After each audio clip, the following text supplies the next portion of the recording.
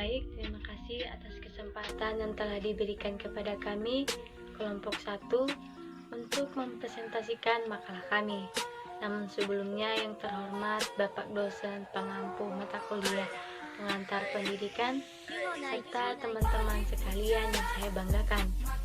Puji syukur kita panjatkan atas kehadiran Tuhan dan kehidupan kita pada saat ini, hingga pada saat ini kita diberikan kesempatan untuk bergabung dalam kuliah daring dengan mata kuliah pengantar pendidikan.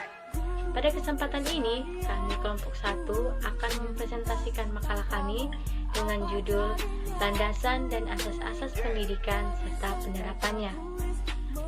Namun sebelumnya, perkenalkan nama saya Feber Alfani Bule serta rekan saya Yudika Syukurniati Zega.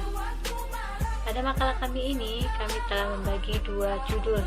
Yang pertama, Landasan Pendidikan, dan yang kedua, Asas-asas Pendidikan. Pada bagian pertama akan dipresentasikan oleh saya, dan bagian yang kedua akan dipresentasikan oleh rekan saya Yudika. Baik, kita langsung saja pada bagian pertama, yaitu landasan pendidikan. Baik teman-teman, perlu kita ketahui apa itu landasan.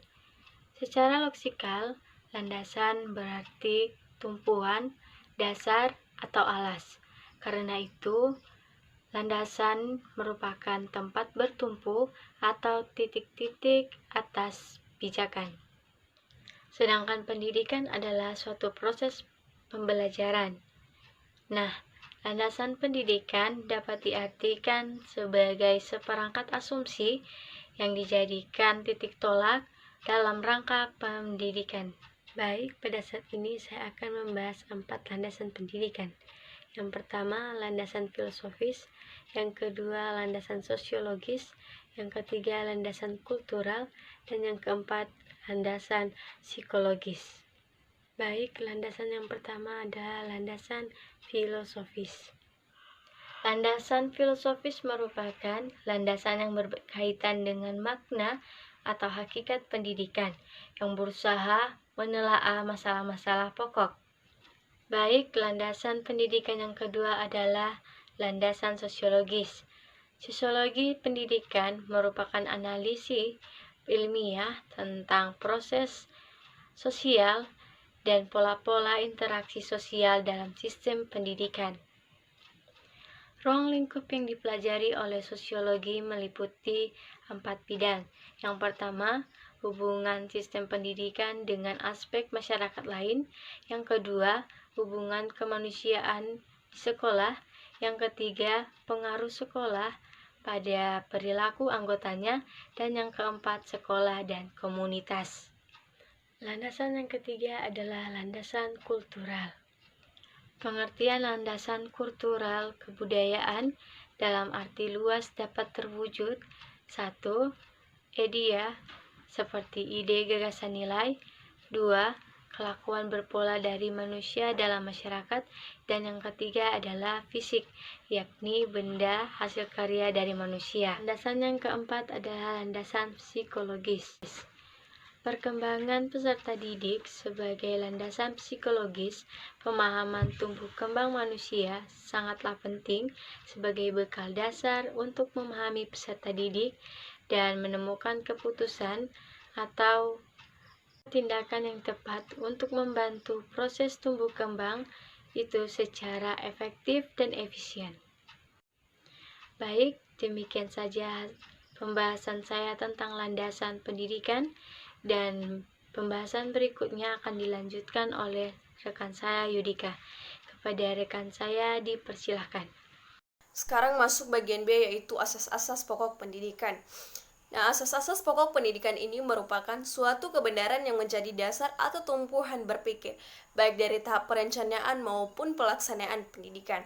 Asas-asas ini ada asas 3 pokok pendidikan, yaitu yang pertama asas Tuturi Handayani, yang kedua asas belajar sepanjang hayat, dan yang ketiga asas mandirian dalam belajar. Pertama kita akan membahas asas Tuturi Handayani.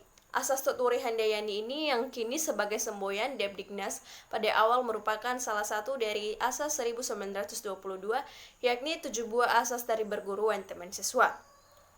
Asas satu semboyan Tuturi Handayani ini yang ditemukan oleh Ki Hajar Dewantara itu mendapat tanggapan positif dari filsuf dan ahli bahasa, dengan menambahkan semboyan untuk melengkapinya, yakni ada 3 semboyan yang telah di satu kesatuan, yaitu yang pertama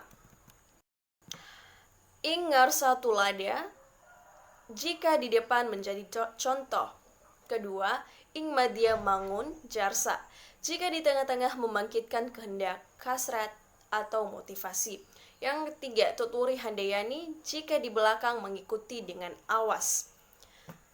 Bagian kedua yaitu asas belajar sepanjang hayat. Asas belajar sepanjang hayat ini merupakan sudut pandang lain terhadap pendidikan sepanjang hidup, yang meliputi yang pertama yaitu meliputi seluruh kehidupan setiap individu. Yang kedua, mengarah pada pembentukan diri, pembaruan dan penyempurnaan secara sistematis pengetahuan, keterampilan dan sikap yang dapat meningkatkan kondisi hidupnya. Yang ketiga, tujuan akhir adalah membangun penyadaran setiap individu. Yang keempat, meningkatkan kemampuan dan motivasi untuk belajar mandiri. Yang kelima, mengakui kontribusi dan semua pengaruh pendidikan yang mungkin terjadi, termasuk yang formal, non-formal, dan informal. Sekarang masuk di bagian ketiga yaitu asas kemandirian dalam belajar. Perwujudan asas kemandirian dalam belajar akan mendapati guru dalam peran utama sebagai fasilitator atau motivator, di samping peran-peran lain sebagai informator dan organisator. Sebagai fasilitator, guru diharapkan menyediakan dan mengatur sebagai sumber belajar sedemikian sehingga memudahkan peserta didik berinteraksi dengan sumber-sumber tersebut. Sedangkan sebagai motivator, guru mengupayakan timbulnya prakarsa peserta didik memanfaatkan sumber belajar itu.